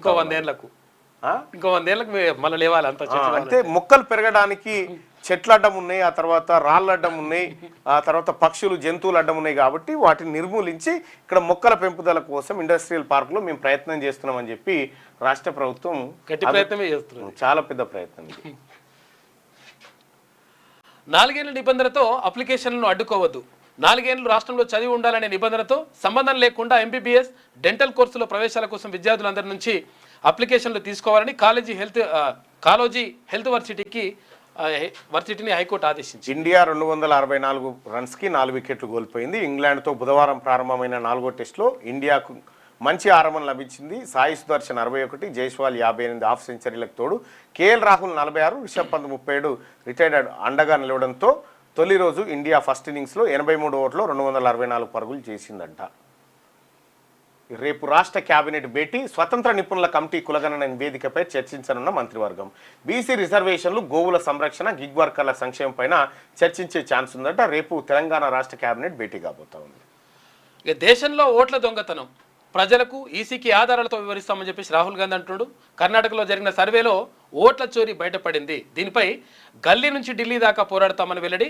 ఇక సీజ్ ఫైర్ చేయడానికి ట్రంప్ ఎవరు, ఆయన కామెంట్లపై ప్రధాని మోడీ ఎందుకు నోరు విప్పడం లేదని చెప్పేసి ఆయన ప్రశ్నిస్తే, ఇక్కడ కర్ణాటకలో ఎట్లా బయటపడిందంటే, కర్ణాటక సెంట్రల్ అనుకుంటుంది, ఒక అబ్బాయి ఉన్నాడు, ముస్లిం అబ్బాయి. అయితే వాళ్ళందరి ఓట్లన్నీ నోటిఫై చేసిండు, ఎవరెవరి ఓట్లు ఉన్నాయి, వాళ్ళు అక్కడే నివసిస్తున్నారా మొత్తం స్వతంత్రంగా చేసిండు. దాన్ని ఒక యాప్ ద్వారా మెయింటైన్ చేసిండు. అంటే వాళ్ళ ఓటు ఉందా పోతుందా అనేది ఎప్పటికప్పుడు అబ్జర్వ్ చేస్తట్టు. అయితే ఆ ఓట్లు దాదాపుగా ముస్లింల ఓట్లు ఉన్నాయి. ఆ ఓట్లను డిలీట్ చేయడానికి భాజపా ప్రతిసారి ప్రయత్నం చేసింది. ఆ చేసిన ప్రతిసారి అతను ఒక కారణాన్ని పట్టుకొని వచ్చి అది ప్రెజెంటేషన్ చేసిండు రాహుల్ గాంధీకి. ఆ బెంగళూరు టాపిక్ అదే. అయితే ఆ టాపిక్ నేను కూడా విన్నా. ఒకసారి కూర్చుంటావా? మహాలక్ష్మితో లాభాల్లోకి ఆర్టీసీ 200 కోట్ల ప్రయాణాలతో 6,000 కోట్లు ఆర్జించిన డిప్యూటీ సీఎం అని చెప్పి డిప్యూటీ సీఎం బట్టి. హైదరాబాద్కు త్వరలో 2,800 ఎలక్ట్రిక్ బస్సులు, రాష్ట్రంలో 20,000 కోట్లతో రోడ్ల రిపేరు అభివృద్ధి. 5 ఏళ్లలో మహిళలకు 1,00,000 కోట్ల వడ్డీ లేని రుణాలు ఇస్తాం. ఇప్పటికే 25,000 కోట్ల లోన్లు ఇచ్చినట్టు వెల్లడి. MGBSలో ఫ్రీ బస్ జర్నీ సంబరాలు ప్రారంభించినట. ఆర్టీసీ పరిరక్షణ, ప్రయాణికుల సంక్షేమమే లక్ష్యం అని చెప్పి మంత్రి పొన్నం. త్వరలోనే గ్రామ స్థాయి నుంచే డబుల్ రోడ్డు అని చెప్పి మంత్రి వెంకటరెడ్డి చెప్తున్నటువంటి మాట. ఆర్టీసీ సంబరాలు చేసుకుంటా ఉన్నారట. 200 కోట్ల టికెట్స్ కట్ చేసారు, ఫ్రీ జర్నీ టికెట్స్. ఆ సంబరాలు జరుగుతూ ఉన్నాయి. ఈ సంబరాలు 2 బస్సుల టైర్లు అది గాలి తీసి ఇంకా చేసుకుంటే సెలబ్రేషన్ చాలా ఉంటుంది. 14 బ్యాంకుల నుంచి 1,700 కోట్ల loan fraud. SCW Prasad and group of కంపెనీస్లో ఈడీ సోదాలు, బేగంపేట సహా 6 చోట్ల తనిఖీలు. 120 కోట్లు విలువైన ప్రాపర్టీ డాక్యుమెంట్లు సీజ్ చేసిరట. 14 బ్యాంకుల నుంచి 1,700 కోట్ల లోన్ ఫ్రాడ్ చేసిరట. ఇప్పుడు పేదోడో రైతు పోయి ఒక్క 10,000 రూపాయలు లోన్ ఇవ్వమనురి, వానికి ఇస్తారేమో బ్యాంకులో. 1,700 కోట్లు ఫ్రాడ్ చేసేదాకా ఈ బ్యాంకులు ఏం చేసినాయి? ఇందులో అధికారులు ఉన్నట్టు ఈ బ్యాంకుల మీద చర్యలు తీసుకోవాలి. ఫస్ట్ కేసీ కెనాల్ ద్వారా ఏపీ భారీ లూటి, ఒప్పందాలు, బచావత్ అవార్డులకు మించి నీటి తరలింపు. బ్రజేష్ కుమార్ ట్రిబ్యునల్ ముందు తెలంగాణ వాదనలు. 1944లో 10 టీఎంసీలకే హైదరాబాద్ మద్రాస్ స్టేట్ మధ్య అగ్రిమెంట్. దాన్ని తుంగలో తొక్కుతూ 39.9 టీఎంసీలకు బచావత్ ట్రిబ్యునల్తో అవార్డు. ఆ అవార్డుకు మించి సగటున 54 టీఎంసీలను దోచేస్తున్న ఏపీ. బనకచర్ల క్రాస్ రెగ్యులేటర్ వద్ద టెలిమెట్రీలు పెట్టకుండా అడ్డు. కేసీ కెనాల్ కింద పంటలకు 18.51 టీఎంసీల నీళ్లే అవసరం. మిగిలిన 26.59 టీఎంసీలను ఆదా చేసి తెలంగాణకు ఇవ్వాలి. బనకచర్ల నుంచి కేసీ కెనాల్ ద్వారా నీటిని తీసుకెళ్లకుండా ఏపీని నియంత్రించాలని చెప్పి డిమాండ్ చేస్తూ ఉన్నారు. కేసీ కెనాల్ ద్వారా ఏపీ భారీ లూటీ చేస్తుంది. ఏడిపోతా ఉంది? నేను నిన్ననే క్లియర్గా చెప్పిన. ముఖ్యమంత్రి రేవంత్ రెడ్డి గారి వియంకుడు ఏపీ, కోమటిరెడ్డి వెంకటరెడ్డి గారి వియంకుడు కర్నూలు. అవ్వగారింటి కాడికి అత్తగారింటికి నీళ్ళు పోతుంటే ఎవరికి బాధ ఉంటుంది? వాళ్ళకేం బాధ రైతాంగానికి. ఇక్కడ యువకుడు ఆత్మహత్యనట. లూడో బెట్టింగ్తో అప్పుల పాలై యువకుడు ఆత్మహత్య, మృతుడు నారాయణపేట జిల్లా వాసి. ఈ లూడో బెట్టింగ్ యాప్ల ద్వారా ఇగో మావోడు ఇన్ని కోట్లు సంపాదించడం ఒక్క వార్త రాలే ఇప్పటిదాకా. ఒక్కడు రాలే ఇప్పటిదాకా. 50 మంది చచ్చిపోయినట్టుగా వార్తలు చదివిన. ఈ మావోడు లూడో గేమ్ ఆడి ఒక తాను చూసిన కడప జిల్లాలో ఒక పిల్లగాడు ఉన్నాడు. వాడు పేకాట ఆడుతున్నాడట. వాడు ఎన్నడూ కూడా పేకాట్లో లాస్ కాలేదట.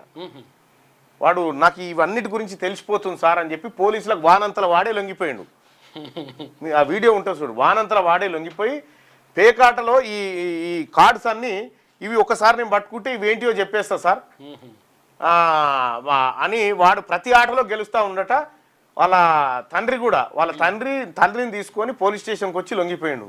ఈ ఆటలో నాకు తెలియని జ్ఞానం వచ్చింది సార్, నేను ఏం చేయాలని చెప్పి. అంత జ్ఞానం అంటే చూడరు మరి. తీన్మార్ నోబెల్ ప్రైజ్ ఇచ్చేదాకా ఆపేటట్టు లేడు కదా. నేనే యుద్ధం ఆపా అని చెప్పి డొనాల్డ్ ట్రంప్ చేస్తున్నటువంటి వ్యాఖ్యలు. ఆంధ్రజ్యోతిలో ఉన్నటువంటి వార్తలు చూద్దాం. ఆర్డినెన్స్ ఆమోదిస్తారా? గవర్నర్ నిర్ణయం కోసం నిరీక్షణ. ఇక స్థానిక సంస్థల రిజర్వేషన్ల ఖరారుపై రేపటితో మిగిలిన హైకోర్టు గడువు. గవర్నర్ ఏమీ తేల్చకపోతే కేబినెట్లో చర్చించి బీసీ రిజర్వేషన్లపై నిర్ణయం తీసుకుంటారు. బీహార్ ఎన్నికలను బహిష్కరించే యోచన, ప్రజల అభిప్రాయం తెలుసుకుంటాం. ఓటర్ల జాబితా సవరణ నేపథ్యంలో తేజస్వి యాదవ్ అంటూ ఒక వార్త. ఖచ్చితంగా బీజేపీ బీహార్ ఎన్నికలను అంత ఈజీగా అంటే ఓటర్ల జాబితాను అక్కడ చిల్లంకలం చేయకుండా ఎన్నికలకైతే పోయే పరిస్థితి కనిపిస్తలేదు. 42% సాధిస్తాం. కేంద్రం మెడలు వంచైనా తెస్తాం. రైతు చట్టాలని అలాగే రద్దు చేయించాం. బీసీ రిజర్వేషన్లపై బీజేపీది ద్వంద్వ వైఖరి, అసెంబ్లీలో మద్దతు, కేంద్రంలో తాత్సారం.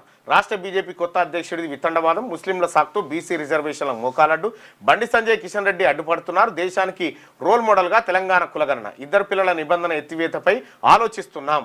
ఆలోచించడం ఏంది, అసలు నిబంధన ఎందుకు పెట్టుకున్నాం? ఇద్దరు పిల్లలు ఉంటే ఎన్నికల్లో పోటీ చేయాలి, జనాభా పెరుగుతుందని. ఇప్పుడు జనాభా తగ్గి సస్తున్నాం కదా. ఇప్పుడు దక్షిణ భారతదేశానికి ఇప్పుడు ఈ నిబంధన తీసుకొచ్చిన పుణ్యాత్ముడు చంద్రబాబు నాయుడు. ఆయన్నే ఎత్తేసి వీలైతే నలుగురిని కానంటారా అని చెప్తా ఉన్నా. ఎక్కువగా ప్రయత్నం చేయని అంటున్నా ఆయన. ఇప్పుడు ఆ ముఖ్యమంత్రికి ఒకడే కొడుక, ఈ ముఖ్యమంత్రికి ఒకతే బిడ్డనే. అవును, పెంచమంటారు. ఇద్దరు పిల్లల నిబంధన వెంటనే ఎత్తేయాలి ముఖ్యమంత్రి గారు. రాష్ట్రంలో ప్రతిపక్ష బీఆర్ఎస్ కు నాయకుడు లేడు.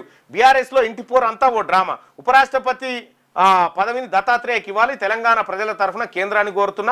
ఢిల్లీలో మీడియా సమావేశంలో సీఎం రేవంత్ రెడ్డి గారు. ఇంకా మన రాజకీయ నాయకులు చాలా విచిత్రమైన పరిస్థితి ఉంది చూడండి. చాలా విచిత్రం అంటే చాలా విచిత్రంగా అనిపిస్తుంది. నరేంద్ర మోడీ గారు సింగిల్, రాహుల్ గాంధీ గారు సింగిల్, ద్రౌపది ముర్ము గారు సింగిల్, ప్రధానమంత్రి, ప్రతిపక్ష నాయకుడు, రాష్ట్రపతి సింగిల్. వీళ్ళు ఒంటరిగానే ఉంటారు. రాహుల్ గాంధీకి మ్యారేజ్ కాలే, నరేంద్ర మోడీ గారిది చిన్నతనం లేదు అయింది, అయిపోయింది.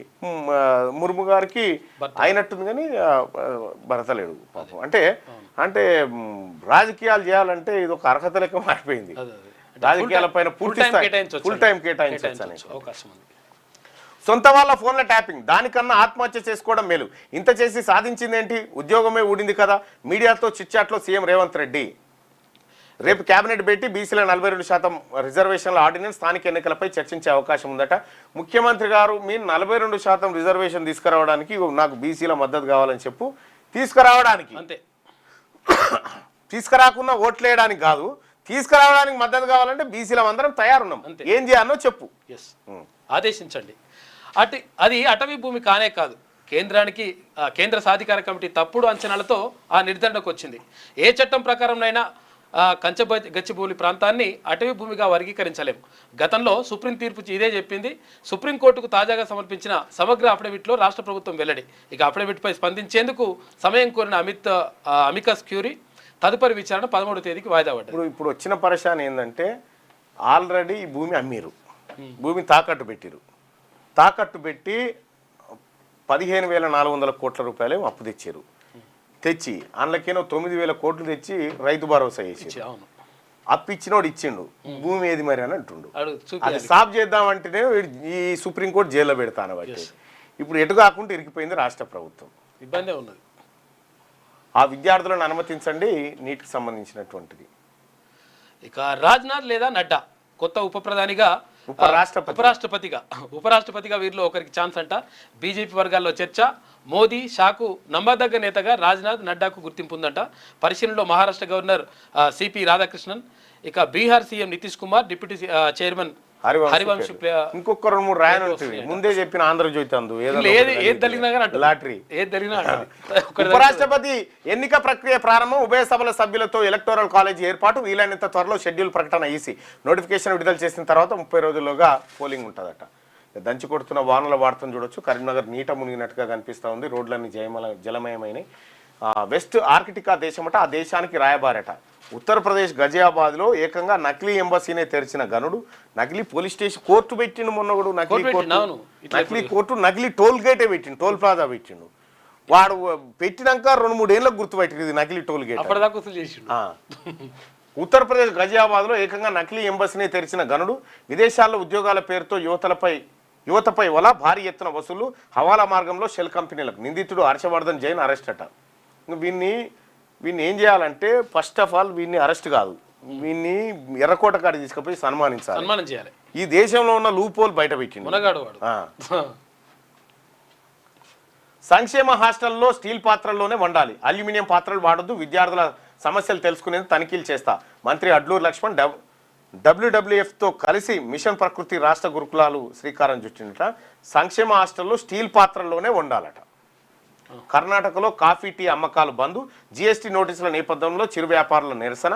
లక్షల్లో పన్ను కట్టాలంటూ కొందరికి నోటీసులు అందాయని ఆందోళన. సీఎం సిద్ధరామయ్యతో చర్చలు. పన్నులు వసూలు చేయబోమంటూ ముఖ్యమంత్రి హామీ. ఆందోళన విరమణ. ఉపరాష్ట్రపతి ఎన్నిక ప్రక్రియ ప్రారంభమైంది. ఇక మూడో రోజు అదే తీరు పార్లమెంట్లో కొనసాగిన విపక్షాల నిరసన. ఇక బీహార్లో ఓటర్ల జాబితా సవరణపై ఆందోళన, ప్రజాస్వామ్యాన్ని కాపాడాలంటూ నినాదాలు చేసి 28న లోక్సభలో ఆపరేషన్ సింధూర్పై చర్చ, 29న రాజ్యసభలో ఒక్కో సభకు 16 గంటల చొప్పున కేటాయింపు, కాల్పులు విరమింపజేశారని ట్రంప్ 25 సార్లు అన్నారు. పదే పదే అంటున్నారంటే అనుమానంగానే ఉందని చెప్పి రాహుల్ గాంధీ. హ్యామ్ బాటలో తొలి అడుగు, R&B పరిధిలో 373 రోడ్లకు సర్కార్ ఆమోదం, ఉత్తర్వులు జారీ. మొదటి దశలో 5190 కిలోమీటర్లు రోడ్ల కోసం 6478 కోట్లు. జస్టిస్ వర్మ పిటిషన్పై విచారణకు ధర్మాసనం, దాంట్లో నేను భాగస్వామిగా ఉండను. గతంలో ఈ అంశంపై ఏర్పాటైన విచారణ కమిటీలో సభ్యుడిగా ఉన్నందునే సిజేఐ జస్టిస్ బిఆర్ గవాయ్ వెళ్ళడట. అందులో సభ్యుడిగా ఉండనని. ఆర్టీసీకి మహాలక్ష్మి కానీ పైసలు ఎవరు కట్టాలి మరి? ఇప్పుడు ఆ 200 కోట్ల రూపాయలు జనంగా కట్టాలి కదా, పబ్లికే కట్టాలి. జనం ఏ పైసలు అంతే. ఆ పథకం కింద 200 కోట్లు దాటిన మహిళల ఉచిత ప్రయాణాలు, వాటి టికెట్ల మొత్తం 6680 కోట్లు. ఆర్టీసీకి చెక్ అందించిన ప్రభుత్వం నష్టాల నుంచి లాభాల్లోకి 6680 కోట్ల చెక్ అందించారు. కానీ వాస్తవానికి మరి పైసలు ఇచ్చిర్రా, కేవలం ఫోటో మందమేనా? 6600 కోట్లు ఏడున్నాయి ఇప్పుడు సర్కార్ తానా?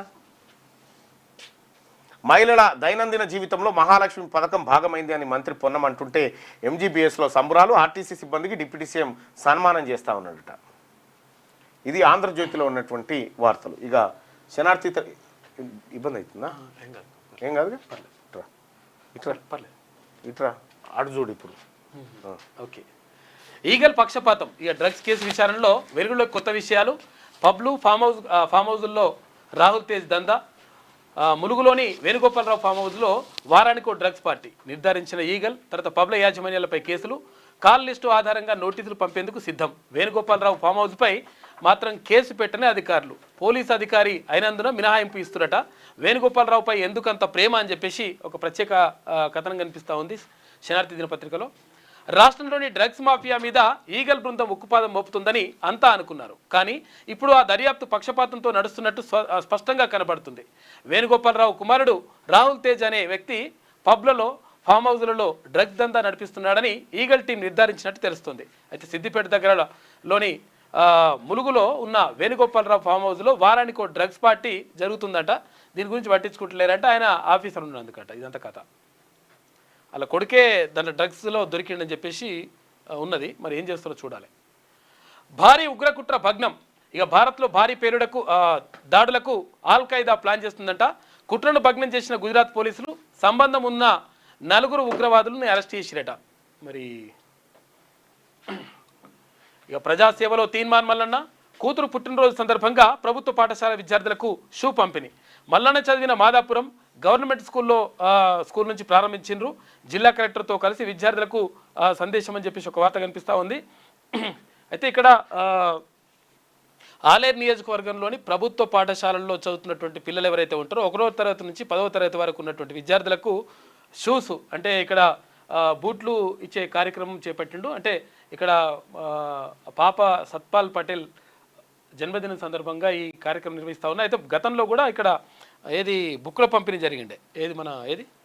మేడ్చల్ నియోజకవర్గంలో.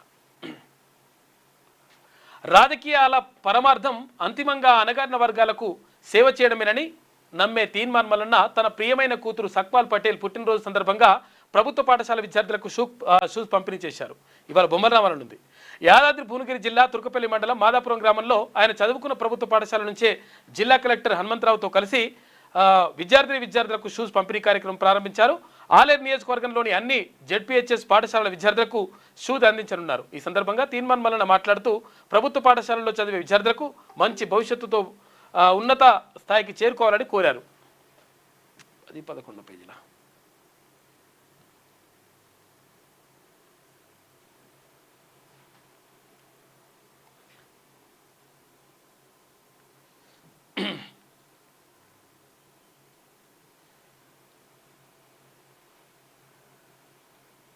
ఇవన్నీ కూడా అంటే మొత్తం నిన్న షూస్ పంపిణీ కార్యక్రమానికి సంబంధించి తర్వాత ఇక్కడ డిఈఓ సత్యనారాయణ గారు, ఇక్కడ యాదాద్రి భువనగిరి జిల్లాకు సంబంధించి కలెక్టర్ హనుమంతరావు వీళ్ళందరూ కూడా వచ్చేసిండ్రు. నిన్న రాజపేట మండలం తర్వాత ఇక్కడ తుర్కపల్లి మండలం మాదాపూర్లో ఈ పంపిణీ కార్యక్రమం జరిగింది. ప్రజాసేవలో తీర్మానం. ఇక ప్రైవేట్ పాఠశాలలకు వెళ్ళి డబ్బులు వృధా చేసుకోవద్దని ప్రభుత్వ పాఠశాలలో అందిస్తున్న సదుపాయాలను ఉపయోగించుకోవాలని అన్నారు. ఇక ప్రైవేటు పాఠశాలల కంటే అనుభవం కలిగిన ఉపాధ్యాయులు ప్రభుత్వ పాఠశాలలో ఉన్నారు. అయితే విద్యార్థులందరూ టీచర్లు చెప్పింది శ్రద్ధగా నేర్చుకుని ఉన్నత స్థాయికి ఎదగాలని కోరారు. సదుపాయాలు విద్యా బోధనలో ప్రైవేట్ పాఠశాలలకు ధీటుగా ప్రభుత్వ పాఠశాలలు ఉన్నాయని ఆయన పేర్కొన్నారు. అయితే ప్రభుత్వ పాఠశాలలో చదువుతూ మంచి మార్కులు సాధించిన విద్యార్థులకు కలెక్టర్ సైకిళ్లు పంపిణీ చేయడం హర్షించదగిన విషయమని కొనియాడారు. వచ్చే విద్యా సంవత్సరంలో ప్రభుత్వ పాఠశాలలో అడ్మిషన్ దొరకాలంటే పోటీ పడే విధంగా విద్యార్థుల ఉత్తీర్ణత సాధించాలని కోరారు. అనంతరం జిల్లా కలెక్టర్ మాట్లాడుతూ ప్రభుత్వం విద్యా వ్యవస్థ అభివృద్ధికి కృషి చేస్తుందని చెప్పారు. ఈ ప్రభుత్వ పాఠశాలలో చదివిన విద్యార్థి నేడు ఎమ్మెల్సీ కావడం గర్వకారణమని పేర్కొన్నారు. నియోజకవర్గంలోని ప్రభుత్వ పాఠశాలల విద్యార్థులందరికీ ఉచితంగా షూస్ పంపిణీ చేయడం చాలా గొప్ప విషయమన్నారు. మన జిల్లాలో ఎమ్మెల్సీ తీన్మార్ మల్లన్న చదివిన ప్రభుత్వ స్కూల్ నుంచి ఈ కార్యక్రమం చేపట్టినందుకు ధన్యవాదాలు తెలుపుతున్నామన్నారు. అయితే జిల్లాలో పేద విద్యార్థులను గుర్తించి వారిని దత్తత తీసుకొని చదువుతున్నామని ఆయన చెప్పారు. కొన్ని గ్రామాల్లో మూతబడిన పాఠశాలలు తిరిగి ప్రారంభమయ్యాయని, గత సంవత్సరంతో పోలిస్తే ఈ సంవత్సరం రాష్ట్ర స్థాయిలో మెరుగైన ఫలితాలు సాధించామని తెలిపారు. ఇక ప్రభుత్వ పాఠశాలలపై నమ్మకం పెరిగిందని, అందుకే ఈ సంవత్సరం జిల్లాలో అత్యధిక అడ్మిషన్లు వచ్చాయని పేర్కొన్నారు. ఈ కార్యక్రమంలో జిల్లా విద్యాశాఖ అధికారి సత్యనారాయణ, మాదాపురం జెడ్పీహెచ్ఎస్ ప్రధాన ఉపాధ్యాయురాలు ఎంఈఓ మాలతి, ఇతర అధికారులు, ఉపాధ్యాయులు, గ్రామస్తులు, విద్యార్థులు అందరూ కూడా పాల్గొన్నారు. నిన్న కార్యక్రమం బాగా జరిగింది. అక్కడ రాజపేటలో, తర్వాత ఇక్కడ తుర్కపల్లి మండలం మాదాపూర్లో ఆయన సొంత గ్రామంలో జరిగింది కార్యక్రమం. దీనికి సంబంధించినటువంటి చిత్రాలు మనం చూసుకోవచ్చు. కలెక్టర్ కూడా నిన్న హాజరైంది ఈ కార్యక్రమానికి. రాజపేటలో కూడా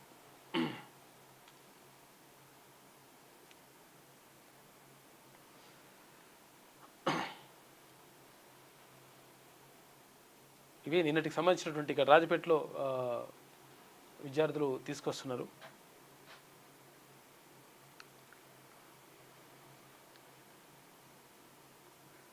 కార్యక్రమానికి సంబంధించి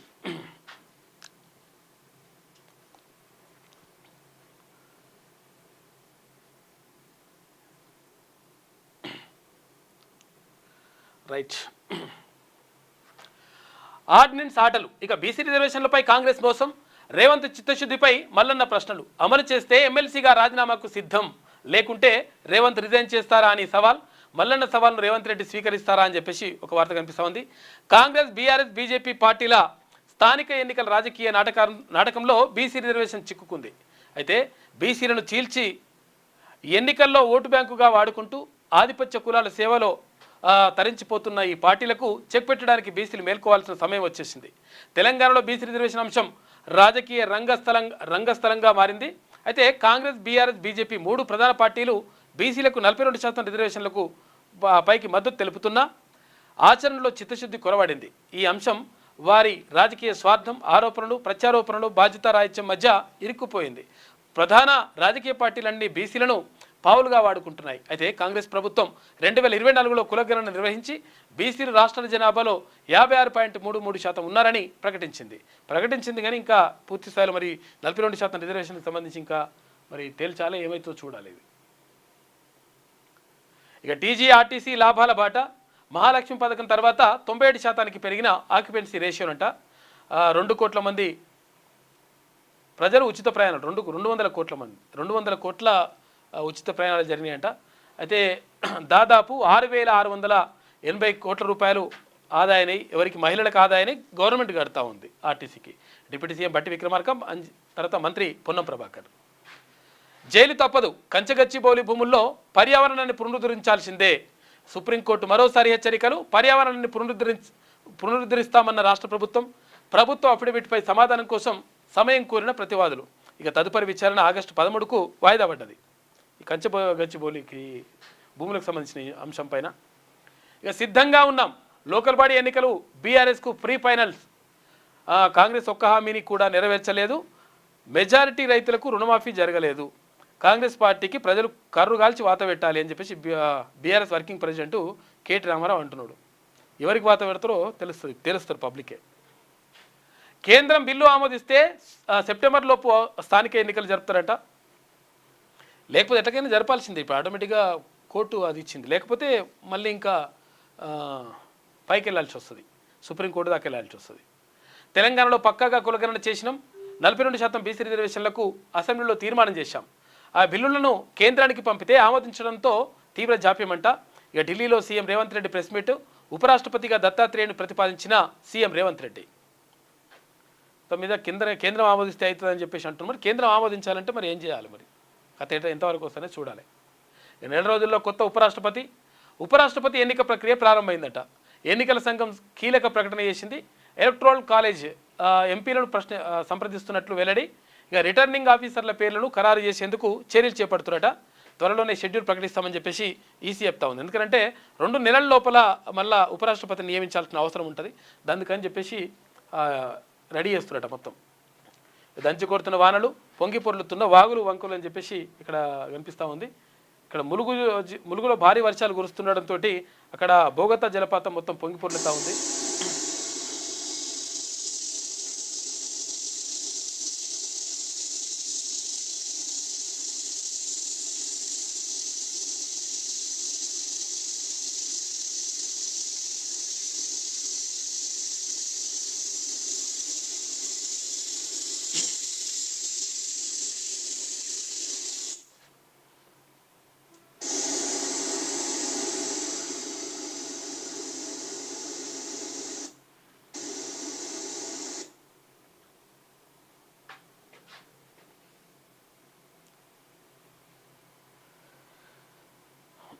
శనార్థిలో మొత్తం మునిగిపోయినట్టు, మొత్తం కాలనీలే ఫుల్ అయిపోయిన వాటర్. దంచి కొడుతున్న వానలకు సంబంధించి ఇక దేవరకొండలో ఛత్రపతి సినిమా సూత్రధారులు ఎవరు? అగో గంటా సోమన్న ప్రత్యేక వ్యాసం రాసిండు. ఇక పుట్టగొడుగుల అక్రమ బెల్ట్ షాపులు నడుస్తూ ఉన్నాయంట. మరి క్లోజ్ చేస్తా అన్నారు. మరి ఏమైందో తెలియదు. ఇక పూర్తి స్థాయిలో విద్యుత్ వినియోగదారుల పరిష్కార వేదికను సద్వినియోగం చేసుకోవాలని చెప్పేసి ఎలక్ట్రికల్ డిఈ శ్రీనివాసాచారి అంటున్నారు. ఇది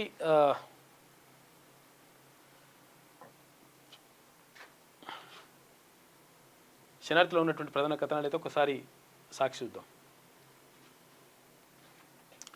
చరిత్ర సృష్టించిన దివ్య ఇక ప్రపంచ కప్ చెస్ టోర్నీలో ఫైనల్ చేరిన తొలి భారత క్రీడాకారిణిగా ఘనత సాధించిందంట. కంగ్రాట్స్.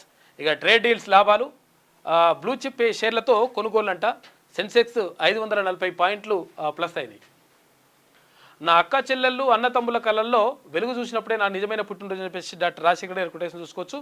ఇక సింధూర్పై 28న ప్రత్యేక చర్చ. ఆపరేషన్ సింధూర్పై పార్లమెంట్లో ఈ నెల 28న లోక్సభలో, తర్వాత 29న రాజ్యసభలో చర్చ జరిగే అవకాశం ఉందట.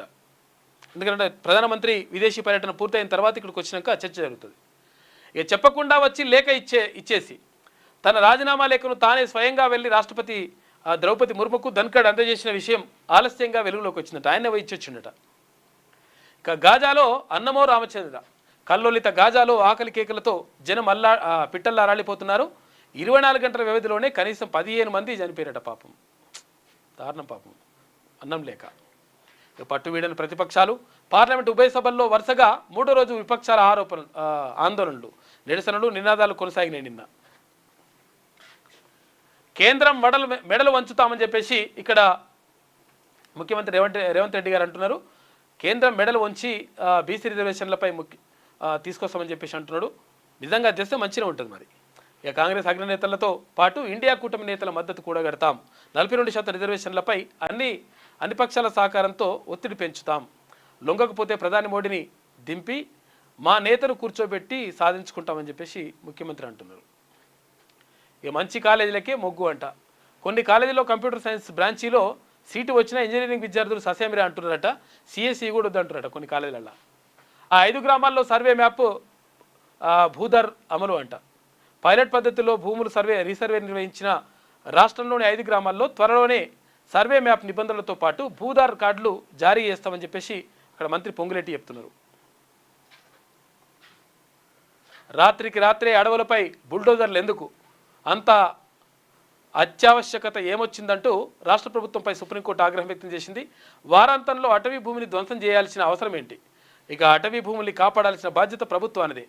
అడవులను సంరక్షించాలా లేదా మీ అధికారులను జైలుకు పంపాలా అనేది మీరే నిర్ణయించుకోండి. కంచగచ్చిబౌలి కేసులో సిజేఐ జస్టిస్ బిఆర్ గవాయ్ వ్యాఖ్యలు చేసిండు. ప్రస్తుతం పనులు నిలిపివేసినట్లు తెలిపిన ప్రభుత్వ న్యాయవాది సింఘ్వి అంటూ ఒక వార్త కనిపిస్తూ ఉంది. మరి ఏం చేస్తారో చూడాలి. ఇక 1.8 భూగోళాలు కావాలంట. కెనడాలోని యోర్క్ యూనివర్సిటీ అంచనాల ప్రకారం ఈ ఏడాది డిసెంబర్ ఆఖరు నాటికి మానవాళి పర్యావరణ అప్పు 80% చేరుకుంటుందంట. అంటే 1.8 భూగోళాలు పునరుత్పత్తి చేసి సమకూర్చాల్సినంత ఎక్కువగా ప్రకృతి వనరులను మనం వాడేస్తున్నామంట. ఆస్కార్ దారిలో తెలుగమ్మాయి అంట. 100కు పైగా దేశాలు, 3127 షార్ట్ ఫిల్మ్లు, 30 రోజుల పాటు వడపోతలు, చివరికి మిగిలింది 60 షార్ట్ ఫిల్మ్లు. అందులో ఒకటి ఏపీలోని ఎన్ఐడి సంస్థకు చెందిన లావణ్య లోదది కావడం విశేషం అని చెప్పేసి ఒక వార్త కనిపిస్తూ ఉంది. ఆస్కార్కు మరి ప్రయత్నం చేస్తుందంట. ఉంటే మంచిగా ఉంటుంది. ఈ కేసీకి 18.51 టీఎంసీలు చాలు, మిగిలిన 26.59 టీఎంసీలను మాకు కేటాయించండి. కృష్ణా ట్రిబ్యునల్ 2 ఎదుట తెలంగాణ వాదనలు వినిపించిందట. రాష్ట్రమంతా కుండపోత, హైదరాబాద్ సహా పలు జిల్లాలు అతలకుతలమవుతూ ఉన్నాయి. కరీంనగర్ జలమయమైపోయింది. భద్రాచలం వద్ద ఉధృతంగా ప్రవహిస్తున్న గోదావరి, నీట మునిగిన పర్ణశాలలోని సీతమ్మ నారచీరల ప్రాంతం సీతమ్మ విగ్రహం అంట. ఇక ఉమ్మడి వరంగల్ జిల్లా ఏజెన్సీలో ఉప్పొంగిన వాగులు వంకలు ఇందాక చూసిన గమనం. భోగత్త జలపాతం, అక్కడ పిడుగుపాటుకు యువకుడు మృతి. ఈతకు వెళ్ళిన బాలుడు చేపల వేటకు వెళ్ళిన వ్యక్తి గల్లంత అయిపోయారట. ఉత్తర తెలంగాణకు భారీ వర్ష సూచన, 6 జిల్లాలకు రెడ్ అలర్ట్ కూడా జారీ చేసింది. జాగ్రత్తగా ఉండండి. పోలవరం వద్ద 651 టీఎంసీలు మిగులు అని చెప్పేసి ఒక వార్త కనిపిస్తాం. తెరపైకి ఏపీ సరికొత్త వాదన. కేవలం 200 టీఎంసీలు తరలింపులకి గోదావరి బనకచెర్ల అనుసంధానం అని చెప్పేసి అంటున్నారు. ఇక 4 ఏళ్ల స్థానికత నిబంధన పక్కకు, అసెంబ్లీకి ఫ్రీ ఫైనల్ అని చెప్పేసి ఒక వార్త. ఆర్డినెన్స్ చుట్టే అంతా స్థానిక రిజర్వేషన్ల పెంపుపై తొలగని సందిగ్ధత అని చెప్పేసి ఒక వార్త కనిపిస్తూ ఉంది. ఇక నమస్తే తెలంగాణ చూస్తే ట్యాపింగ్ తప్పు కాదు అని చెప్పేసి రేవంత్ అన్నట్టుగా ఒక వార్త కనిపిస్తూ ఉంది. రేవంత్ రెడ్డికి సంబంధించి ఇది ఇష్టం వచ్చినట్టుగా రాసుకుంటూ పోతుంది ఈమె. ఇక చట్టబద్ధమే, అన్ని ప్రభుత్వాలు చేసేదే, ప్రైవేట్ ట్యాపింగ్ అని చెప్పేసి దొంగల చెవుల దందా అని చెప్పేసి ఇట్లా రేవంత్ రెడ్డి సర్కార్ నిర్వాహకం ఇది. కీలక నేతలు ప్రజాప్రతినిధులపై నిఘా అని చెప్పేసి అంటున్నారు. వీళ్ళు చేసిన పని, గతంలో వీళ్ళు చేసిన పని ఇప్పుడు ముఖ్యమంత్రి మీద పెట్టేటువంటి ప్రయత్నం చేస్తారన్నమాట. ఇట్లా చేస్తారు లెక్క. తాను చేస్తే ఒప్పు, ఇతరులు చేస్తే తప్ప అని చెప్పేసి. ఎవరు చేసిరు? ఫస్ట్ ఎవరు చేసిరు? మీరే కదా చేసింది. అంత తేలిందంత కథ అంతా. ఫోన్ ట్యాపింగ్పై బీఆర్ఎస్ బద్నాం చేసిన రేవంత్ రెడ్డి ఇప్పుడు ఫోన్ ట్యాపింగ్ తప్పు కాదంటూ సమర్థన. ఇది ఇల్లీగల్ కానప్పుడు కేసులు ఎందుకు, దర్యాప్తులు ఎందుకు, అధికారులకు వారి కుటుంబాలకు క్షమాపణ చెప్తారా అని చెప్పేసి ఇటువంటి లంగా కథలు మానుకోరి. ఫోన్ ట్యాపింగ్ చేసిందని సమర్థించుకుంటేందుకు ఇటువంటి వార్తలు రాస్తుంది. మళ్ళీ సీఎం వ్యాఖ్యలపై వెలువెత్తుతున్న విమర్శలను రాసుకొస్తుంది. ఇంకా సిగ్గు లేకుండా. నిరుపేదలకు దక్కని ఇందిరమ్మ ఇండ్లు, ఇందుకు ప్రభుత్వ నిబంధనలే ప్రధాన అడ్డంకి అంట. ఇంటి మొత్తాన్ని 7.50 లక్షలకు పెంచాలి. ఎల్బీ నగర్లో పోటీ చేస్తే మంత్రి పదవి ఇస్తారంట. మరోసారి ఎమ్మెల్యే కోమటిరెడ్డి హాట్ కామెంట్స్ అని చెప్పేసి ఇక్కడ రాజగోపాల్ రెడ్డికి సంబంధించిన వార్త కనిపిస్తూ ఉంది. డయేరియాతో 2 మృతి. కామారెడ్డి జిల్లా దేమ గ్రామంలో ఘటన. 3 రోజులుగా వాంతులు విరేచనాలతో గ్రామస్తులకు అస్వస్థతనంట. డయేరియా మరణాలతో రాష్ట్రంలో కలకలం రేగుతూ ఉంది. పాపం దంచుకొట్టిన వాన, రాష్ట్ర వ్యాప్తంగా కుండపోత వర్షాలు. ములుగు జిల్లా వెంకటాపురంలో అత్యధికంగా 25.82 సెంటీమీటర్ల వర్షపాతం నమోదైంది. ఇక 3 రోజులు అతి భారీ వర్షాలకు అవకాశం ఉందంట. పలు జిల్లాలకు ఆరెంజ్, ఎల్లో అలర్ట్లు జారీ చేస్తున్నారు. ఇక అర్ధరాత్రి అడవుల ధ్వంసం అని చెప్పి సుప్రీంకోర్టు అన్నట్టుగా ఒక వార్త కనిపిస్తూ ఉంది. ఇక రేవంత్ అప్పులకే గ్రీన్ఫీల్డ్ హైవే పనులు అని చెప్పేసి ఒక వార్త.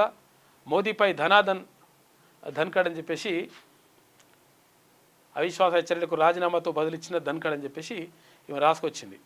అంతా ఈ ఉల్టా అట్లా రాసుకొస్తుంది అనమాట ఈమె. ఎందుకంటే 12 లక్షల కోట్ల రూపాయల రుణాలు టారిఫ్ అని చెప్పేసి అతడు తెలంగాణ అందుకే గురి అని చెప్పేసి హ్యాపీ బర్త్డే కేటీఆర్. బర్త్డే జరుపుకున్నావు కానీ ఇట్లా ఉల్టా రాతలు రాసుకొచ్చుడు మాత్రం కరెక్ట్గా అని చెప్పేసి అంటున్నారు.